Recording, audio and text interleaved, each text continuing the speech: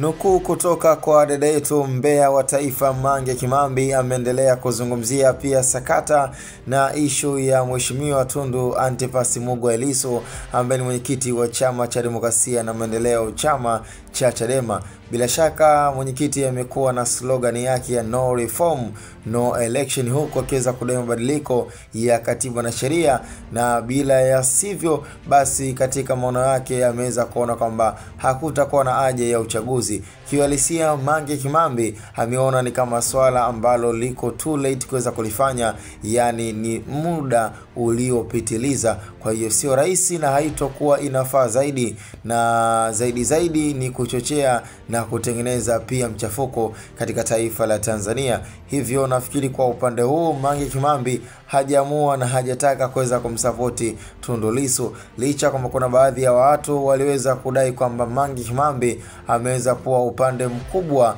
wa Freeman Aikael Mbowe ambaye alikuwa ni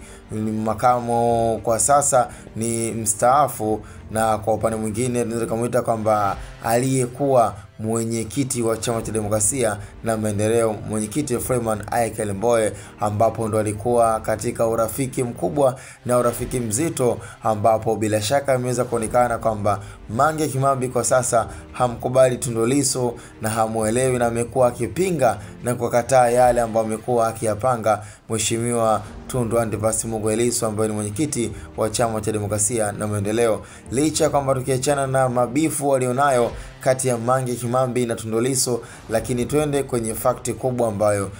kiuhalisia kwa wale ambao wanasapoti na wanaona ni swala ambalo liko sahihi kabisa kwa Tundu Lissu anachokidai kwamba hakuna mabadiliko ya sheria na katiba, basi hakuna uchaguzi.